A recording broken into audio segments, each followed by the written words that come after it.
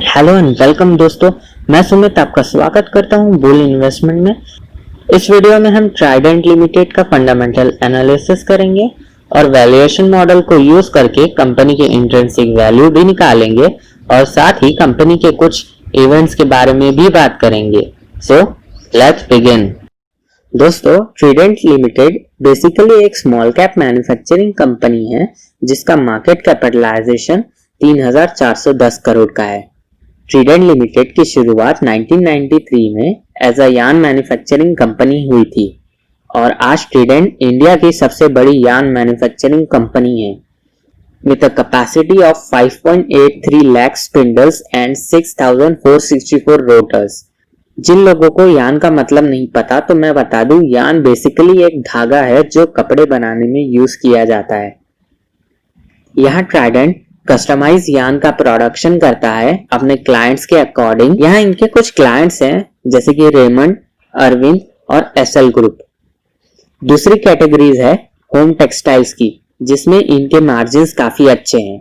और मैं ये कैसे बोल रहा हूँ, क्योंकि बेड एंड बाथ लिनेंस बनाने के लिए रॉ मटेरियल में यार्न लगता है, जो कि टेक्सटाइल्स में बाथरूम के टावल, बेडरूम्स के बेड शीट्स, कुशन शीट्स, ये कुछ प्रोडक्ट्स मैन्युफैक्चर करते हैं। और इस कैटेगरी में मेजर रेवेन्यू एक्सपोर्ट से आते हैं, जो कि यूएस, यूके और भी बहुत सारी कंट्रीज में एक्सपोर्ट किया जाता है। तीसरी कैटेगरी है ट्राइडेंट इंडस्ट्री, जिसमें ये ट्राइडेंट के नाम से पेपर बेचते हैं जो कि ऑफिस में यूज किया जाता है। ट्राइडेंट इंडिया की पहली कंपनी है जो व्हीट स्टॉक को यूज करके पेपर को मैन्युफैक्चर करती है। व्हीट स्टॉक की वजह से जो कॉस्ट पेपर मैन्युफैक्चरिंग के लिए आता है वो काफी कम हो जाता है एज कंपेयर टू वुड। यहाँ पे इनके 3 प्रोडक्ट हैं जो कि आपको इमेज में दिख रहा होगा।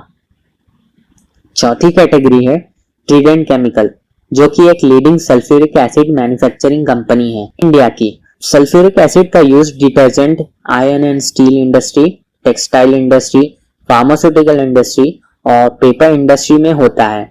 यहाँ पे इनके क्लाइंट्स हैं एक्साइड, ल्यूमिनस और माइक्रोटेक। पांचवी कैटेगरी है एनर्जी।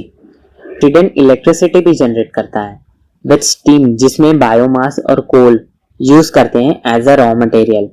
1999 में ट्राइडेंट ने फर्स्ट टाइम 9.4 मेगावाट की इलेक्ट्रिसिटी को जनरेट किया था और आज ट्राइडेंट 50 मेगावाट की इलेक्ट्रिसिटी को जनरेट करता है। तो ये था कंपनी का एक छोटा सा आउटलुक। अब देखते हैं कि कंपनी का सेक्टर वाइज रेवेन्यू कहां से आता है। यहाँ से 26% टोटल रेवेन्यू में से आता है और बेड एंड बाथ लिनेंस में से 54% और पेपर से 20% का रेवेन्यू कंपनी जनरेट करती है। ट्राइडेंट अपने प्रोडक्ट्स को एक्सपोर्ट भी करती है, तो रेवेन्यू का 44% डोमेस्टिक से आता है और बाकी का 56% एक्सपोर्ट से आता है। तो अब स्टॉक प्राइस की मूवमेंट को भी देख लेते हैं। कंपनी ने हाई बनाया है 8 रुपीज 40 पैसे का और लो बनाया है 3 रुपीज 5 पैसे का। स्टॉक की मूवमेंट अभी साइडवेज देखने को मिल रही है और एक साल में रिटर्न लगभग 10% का इस स्टॉक ने दिया है और अभी करंट रेट चल रहा है 6 रुपए 90 पैसे का। लेफ्ट हैंड साइड में इन्वेस्टमेंट चेकलिस्ट देख लेते हैं। इंट्रिंसिक वैल्यू, इंट्रिंसिक वैल्यू का मतलब कंपनी की ओरिजिनल वैल्यू। तो यहाँ पे वैल्यू नहीं दी है इंट्रिंसिक वैल्यू की, सफिशिएंट डाटा ना मिलने की वजह से। Return versus FD rate, stock ने ज्यादा अच्छे रिटर्न जनरेट करके दिया है अपने शेयर होल्डर्स को एज कंपेयर टू बैंक के FD rates. Dividend return, stock काफी अच्छा डिविडेंड रिटर्न देता है। एंट्री पॉइंट, ये अभी सही टाइम है एंड स्टॉक में एंट्री करने के लिए। Stock is not in overbought zone, हालांकि ये ओवरबॉट जोन बहुत शॉर्ट व्यू के लिए होता है। Red flag, stock is in ASM list. ASM का मतलब एडिशनल सर्विलेंस मेजर। ये एक न्यू कैटेगरी है जो कि सेबी ने इंट्रोड्यूस की है to check market manipulation. Multi bagger stocks होते हैं जो इन कैटेगरी में आते हैं बिकॉज ये स्टॉक्स एक साल में काफी ज्यादा रिटर्न देते हैं नॉर्मल स्टॉक के मुकाबले। इसीलिए प्राइस में मैनिपुलेशन ना हो और लोग ना फंसे, इसलिए सेबी इन स्टॉक्स के प्राइस मूवमेंट पे नजर रखता है। आगे बढ़ने से पहले मैं आपको बता दूं कि कंपनी का रेवेन्यू 4.61% से बढ़ा है और इंडस्ट्री का रेवेन्यू सिर्फ 2.73% से बढ़ा है। लास्ट 5 साल में नेट इनकम 23.58% के CAGR से ग्रो किया है, जबकि एवरेज इंडस्ट्री 8.88% से ग्रो करते हुए दिखाई दी है। कंपनी के फाइनेंशियल स्टेटमेंट के बारे में बात करेंगे तो सबसे पहले प्रॉफिट एंड लॉस स्टेटमेंट को देखेंगे। तो 2016 में कंपनी ने 3,699 करोड़ रेवेन्यू कमाया था। वहीं 2017 में रेवेन्यू बढ़ के 4,732 करोड़ हो गया था। 2018 में हमें थोड़ा सा अंडर परफॉर्मेंस देखने को मिला था, रेवेन्यू 4,622 करोड़ था। 2019 में रेवेन्यू बढ़ के 5,292 करोड़ रुपए हो गया था। 2020 में ये रेवेन्यू फिर से घट के 4,747 करोड़ रुपए का हो गया है। 2020 में लॉकडाउन और एक्सपोर्ट बंद होने की वजह से कंपनी को काफी नुकसान हुआ था, तो इसके वजह से हमें रेवेन्यू में गिरावट देखने को मिली है। वहीं कंपनी के एबिटा की बात करें, that is earning before interest, tax, depreciation and amortisation, 2016 में 763 करोड़, 2017 में 992 करोड़, 2018 में 914 करोड़। 2017 के मुकाबले 2018 में गिरावट देखने को मिली। 2019 में 1026 करोड़ और 2020 में 865 करोड़ का हमें एबिटा देखने को मिला। हमें नेट इनकम 2018 में 2017 के मुकाबले थोड़ा सा अंडर परफॉर्मेंस देखने को मिला है, दैट इज 266 करोड़, और 2019 में नेट इनकम बढ़ के 371 करोड़ रुपीस हो गया है। अब वहीं 2020 में 339 करोड़ का हमें पॉजिटिव नेट इनकम देखने को मिला है। अब आप देख सकते होंगे कि EPS that is earning per share लगातार बढ़ रहा है 2018 को अगर हम निगलेक्ट करें तो। इसका रीजन क्या है? कंपनी का रेवेन्यू तो फ्लक्चुएट हो रहा है बट अर्निंग पर शेयर लगातार बढ़े जा रहा है। इसका रीजन सिंपल है, नेट डेप्ट यानी कर्जा। अब यहाँ बैलेंस शीट में आप कंपनी के डेप्ट को देख सकते हैं।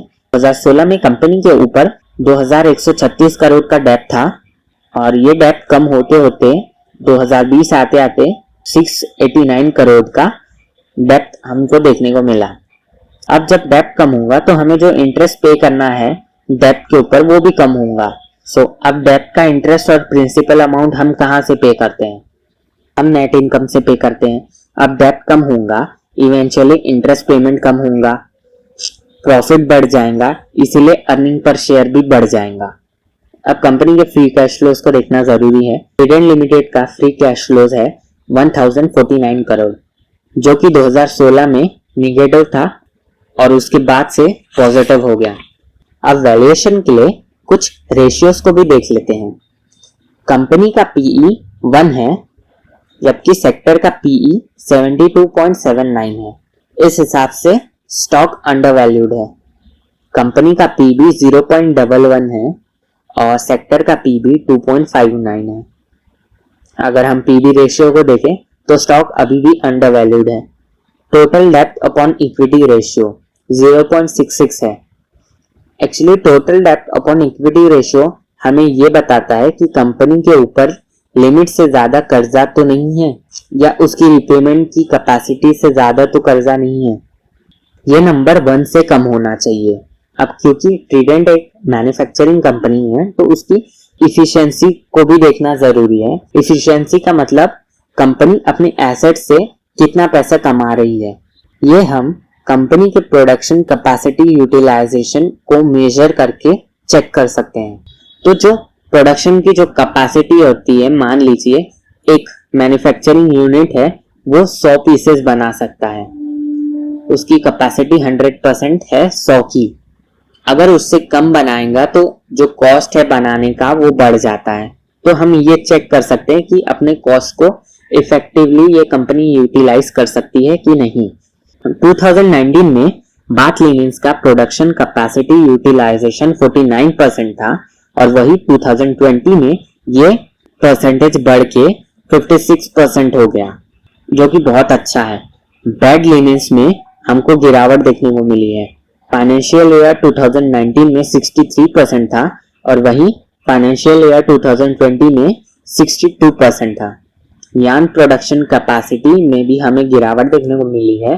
फाइनेंशियल ईयर 2019 में 97% था, वहीं फाइनेंशियल ईयर 2020 में 95% था। अब कंपनी के इंट्रिंसिक वैल्यू की बात करते हैं, तो मैंने डिस्काउंट कैश फ्लो मेथड से कंपनी की इंट्रिंसिक वैल्यू तो निकाला है, जो कि आ रही है 7 रुपीज 5 पैसा और करंट मार्केट प्राइस है 6 रुपीज 90 पैसा। तो अभी भी ये स्टॉक अपने इंट्रिंसिक वैल्यू से अंडर वैल्यूड है।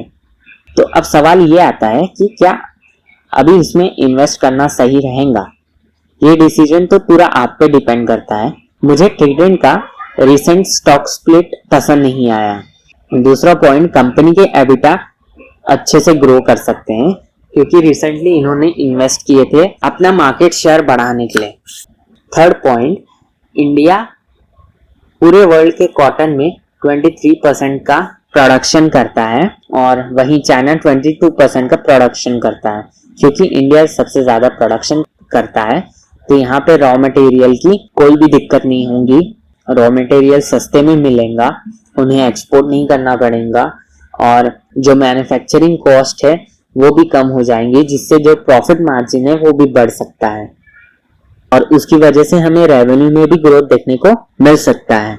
अब अगर आप 5 से 10 साल के लिए इन्वेस्ट करना चाहते हो और स्मॉल कैप में ही इन्वेस्ट करना चाहते हो तो आप कंसीडर कर सकते हो, बट आपकी अपनी रिसर्च के बाद। अब आपको समझ में आ गया होगा कि इस स्टॉक में इन्वेस्ट करना है या नहीं। वीडियो अगर अच्छी लगी तो चैनल को सब्सक्राइब कीजिए, शेयर कीजिए। मिलते हैं अगले वीडियो में, तब तक के लिए नमस्कार।